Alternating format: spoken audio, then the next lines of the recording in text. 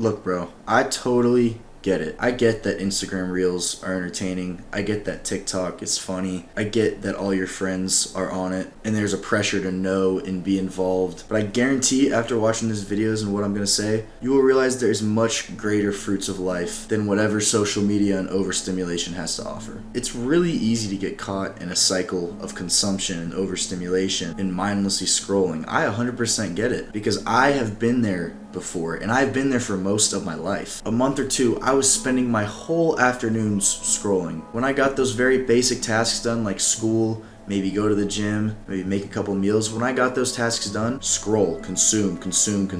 That was my life. And I knew I was so much better than just droning through school, maybe putting a little bit of effort in the gym, and then spending the rest of my day scrolling. I was so much better than that. And you watching this video, I bet you feel that same way. I bet you feel the same exact way that you have goals, you have ambitions, but these modern day addictions have a grasp of you and they're holding you hostage. And it's even worse that it's not your fault. And from that moment you were given an iPad when you were a kid, you were destined to fail. That doesn't give you an excuse though, at all. It's still your job to break out of these chains and live not only the life you want to live, but the life other people need you to live, your future family, people who care about you, God, if you're religious. The life they need you to live will come through breaking this addiction. I'm going to be sharing with you the easiest way to finally break free from these shackles and start going down a life of purpose. So first, escapism. What is it and why do we do it? Escapism is basically when there's something painful in your life and you're just drowning out that pain, you're drowning out these thoughts that are in your subconscious for the most part because you're trying to avoid it. And you're drowning it out with things like drugs, partying, women, and what we're talking about today, which is the main culprit for most people around my age and my generation, and even older, is social media. These traumas and pains can come from things like childhood, insecurities, or really any bit of work or problem that is lingering over you. For me, in my experience of escapism, I was going through a breakup, and that pain I was feeling, all I wanted to do was avoid it. Living mindlessly was better than that pain, and I didn't understand that you have to go through it. You can't let that stuff sit there. You have to go through it to achieve the life you ultimately want. And another thing I really had to get through was not liking my current life and insecurity at the end of the day, like we mentioned earlier. I didn't look at myself in the mirror and see a healthy, confident, proud person. That's not what I saw. I saw someone with horrible habits, a worsening physique, and an undeveloped character. And you watching this video, you could have those same insecurities, that same mindset, and that's what keeps you so attached to this thing right here. So to free yourself from these shackles of social media and overstimulation, you've heard all the dopamine detox, and I made a video on dopamine detox too, and I believe that's an important part as well. But this is a step I've heard nobody talk about on YouTube or anybody really explain to me. I had to figure it out for myself. But the number one way to get rid of these traumas and these problems and insecurities that are keeping you in this loop of social media,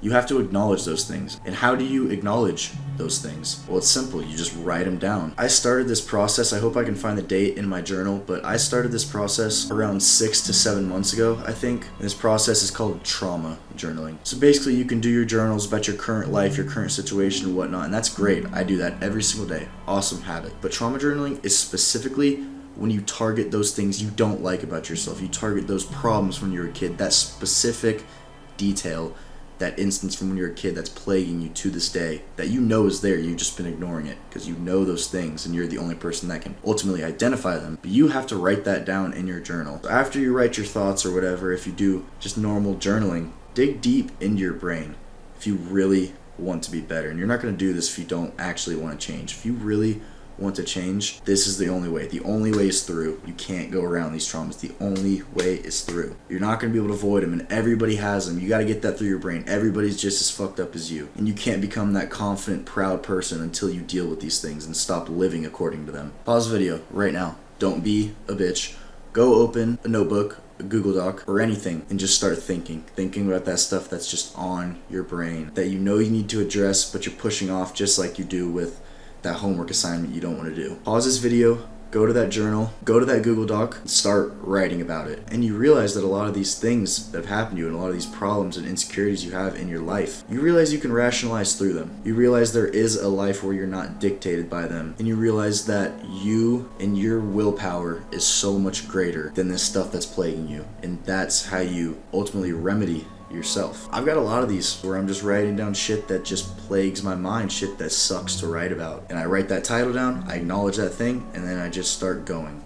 Just let my brain fly with it. And that gets it off the subconscious and brings it to the conscious. So now you can actually do with it as you want. Every time you write down these traumas, these problems, these insecurities, you start to peel back your purpose layer in life and rid your subconscious of this brain fog and these thousands and thousands of things going through your head every day. Your brain has been creating problems and thinking it's in danger due to it not dealing with these traumas. And exposing them to the conscious absolutely kills them, because you can ultimately realize the insignificance of a lot of them. And that shit may have been horrible, but once you start to journal it, you start to realize the different paths you can go down. You can let those problems dictate you, or you can learn from them and let them lead you to a better life. It shows you the two paths, when before all you knew was just living according to that and what your brain did subconsciously. Now you can actually act. So for example, referring back to my breakup, for me, what it took me in my journal to realize is that, dude, I'm caught up over a girl when I'm 19 years old. I have a wife in the future. I have a son. I have a daughter. I have a family. And that thought, along with through journaling, also realizing that everything that relationship embodied was not what I want for my life. Truly, and you will realize this after putting it in your conscious. You realize that it's very insignificant and there's a lot of life ahead, and there's a lot of learning lessons you can take from that, rather than being dictated by those emotions and sadness. And this led me to where I am today, focused so much more on these videos, on my purpose, on God, on my relationship with God, spreading the word of God, and all these things that I'm trying to do now. I'm living according to my purpose. I'm not living according to those problems, those emotions, those traumas.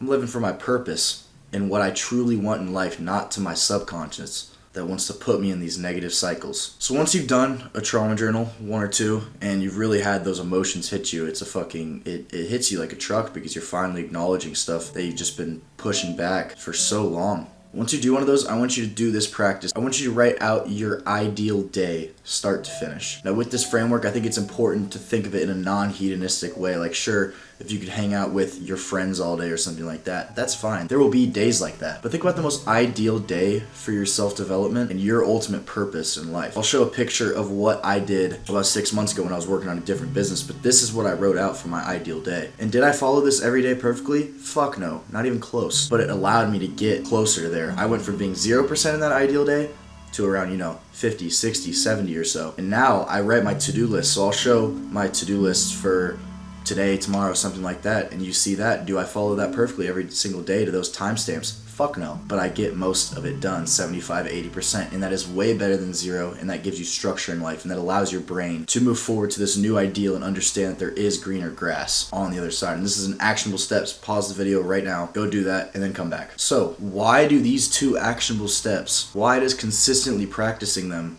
kill your doom scrolling? Now, I touched on it throughout the video, but when you've accepted your current life and its problems, and you also see a future perfect, more ideal life, your brain in the conscious now has an example of goals to strive to. It has a purpose. It gives the power to your conscious what you actually think, not the subconscious. When there isn't any goals in mind or purpose, the brain creates problems. I firmly believe that is the root cause of depression, of feeling depressed. If you look at a starving kid in a third world country right now, they don't have time to be depressed. They're focused on survival. Their goal is survival. Their actions are for survival, and they're consumed with their purpose, which is surviving, as sad as that is. I'm not trying to say it's a good thing, but that's just the reality of the situation. You right now, you're probably in your bed, probably under your fucking covers, all comfortable and shit, and your brain still has problems. Why? Well, you don't have any goals, you don't have any purpose. In that ideal day, those habits you listed out, those things throughout that ideal day are things to strive for. And if you don't have goals set right now, set them. I'll make a full video about goal setting, but very important practice as well. But yeah, overall, thank you guys for watching. I really appreciate it. This is a very complex topic of escapism, and it really is the only way to destroy doom scrolling. It really attacks the root cause of why you do things in life. It's gonna be emotional, it's gonna be scary, it's gonna be confusing too. But once you get to the light at the end of the tunnel, it's almost like you're living a different life when you live according to you and your purpose, and not all the negative things that just hold you back. Escapism through social media is truly a reflection of how you see yourself. And rewiring your brain will not only help you defeat this addiction, but also pursue your purpose in a much easier way. Yeah, thank you all for watching. I really appreciate it. Hope you all have a great rest of your day or night, and God bless.